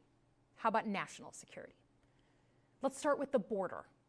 As someone who spent my whole career protecting our homeland, every country deserves to know who and what is coming across its border, period. Democrats and Republicans should all be for that. But securing the border without actually fixing our broken immigration system is dealing with the symptom and not the disease. America is a nation of immigrants. We need a functional system keyed to the needs of our economy that allows vetted people to come and work here legally. So I look forward to the president's plan on that. Because here's the thing, today's world is deeply interconnected. Migration, cyber threats, AI, environmental destruction, terrorism. One nation cannot face these issues alone. We need friends in all corners, and our safety depends on it. President Trump loves to say peace through strength. That's actually a line he stole from Ronald Reagan. But let me tell you, after the spectacle that just took place in the Oval Office last week, Reagan must be rolling in his grave. We all want an end to the war in Ukraine, but Reagan understood that true strength required America to combine our military and economic might with moral clarity. And that scene in the Oval Office wasn't just a bad episode of reality TV. It summed up Trump's whole approach to the world. He believes in cozying up to dictators like Vladimir Putin and kicking our friends like the Canadians in the teeth. He sees American leadership as merely a series of real estate transactions. As a Cold War kid, I'm thankful it was Reagan and not Trump in office in the 1980s. Trump would have lost us the Cold War. Donald Trump's actions suggest that in his heart, he doesn't believe we're an exceptional nation. He clearly doesn't think we should lead the world. Look, America is not perfect, but I stand with the majority of Americans who believe we are still exceptional, unparalleled. And I would rather have American leadership over Chinese or Russian leadership any day of the week. Because for generations, America has offered something better. Our security and our prosperity, yes, but our democracy, our very system of government, has been the aspiration of the world. And right now, it's at risk. It's at risk when the president decides you can pick and choose what rules you want to follow, when he ignores court orders and the Constitution itself, or when elected leaders stand by and just let it happen. But it's also at risk when the president pits Americans against each other, when he demonizes those who are different and tells certain people they shouldn't be included. Because America is not just a patch of land between two oceans. We are more than that. Generations have fought and died to secure the fundamental rights that define us. Those rights and the fight for them make us who we are. We're a nation of strivers, risk takers, innovators, and we are never satisfied. That is America's superpower. And look, I've lived and worked in many countries. I've seen democracies flicker out. I've seen what life is like when a government is rigged. You can't open a business without paying off a corrupt official. You can't criticize the guys in charge without getting a knock at the door in the middle of the night. So as much as we need to make our government more responsive to our lives today, don't for one moment fool yourself that democracy isn't precious and worth saving. But how do we actually do that? I know a lot of you have been asking that question. First, don't tune out. It's easy to be exhausted, but America needs you now more than ever. If previous generations had not fought for this democracy, where would we be today?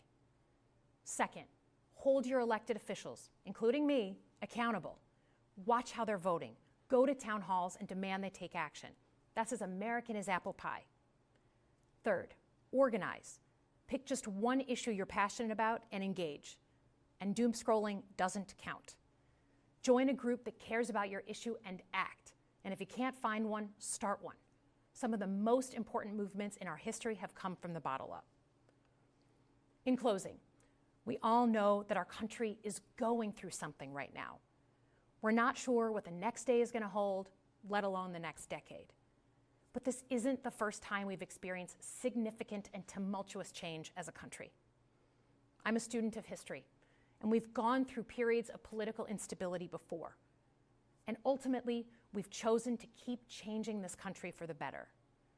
But every single time, we've only gotten through those moments because of two things: engaged citizens and principled leaders. Engaged citizens who do a little bit more than they're used to doing to fight for the things that they care about, and principled leaders who are ready to receive the ball and do something about it. So thank you tonight for caring about your country. Just by watching, you qualify as engaged citizens. And I promise that I and my fellow Democrats will do everything in our power to be the principled leaders that you deserve. Good night, everyone.